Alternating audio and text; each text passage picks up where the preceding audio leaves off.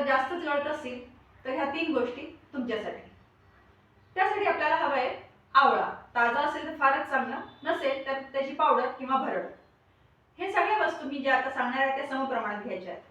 जास्वंदीची फुलं, जास्वंदीची पानं, मेथी आणि कोरफडीचा गर, ह्या सगळ्या वस्तू एकत्र करून जेवढं वजनी प्रमाण भरेल त्याच्या 4 पट पाणी घ्यायचं आहे आणि त्याचा एका भांड्यामध्ये काढा बनवायचा आहे. हे 4 पट पाणी जेव्हा 1/4 उरेल तेव्हा तो काढा तयार झाला असं समजावं. त्यानंतर आपल्याला घ्यायचं आहे तेवढाच काढा एवढंच तिळाचं तेल किंवा खोबऱ्याचं तेल आणि त्या तेलामध्ये हा काढा टाकून तेल शिजवायचं आहे जोपर्यंत की तो काढा जो आहे तो वाफ होऊन उडून जाणार नाही आणि फक्त तेल शिल्लक राहील. अशा प्रकारे आपलं हे तेल तयार झालं आहे आणि हे तेल तुम्हाला आठवड्यातून 2 ते 3 वेळा केसांच्या मुळाशी हलक्या हाताने मसाज किंवा मालिश करायची आहे. दुसरी गोष्ट, आता आपण मेंदूसाठी म्हणजे बुद्धी वाढावी त्यासाठी किंवा आपलं शक्ती वाढावी त्यासाठी आपण टॉनिक घेत असतो. पण कधी केसांच्या वाढीसाठी तुम्ही टॉनिक घेतलाय का? तर चला आपण ते टॉनिक घरीच बनवूया.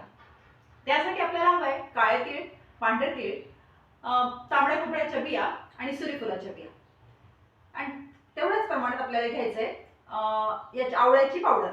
हे सगळ्या वस्तू समप्रमाणात घ्यायच्या आहे आणि ह्यांची पावडर करून घ्यायची. आवळ्याची पावडर तर ऑलरेडी पावडरच्या फॉर्ममध्ये आहे, पण तीळ वगैरे जे आपण घेतले ते थोडेसे भाजून त्याची पावडर करून सगळं मिक्स करायचं आणि एका डबीत भरून ठेवायचं आहे. हे मिश्रण तुम्ही सकाळ संध्याकाळ 1-1 चमचा दुधासोबत किंवा नुसतंच घेऊन वरती कोमट पाणी पिलं तरी चालेल.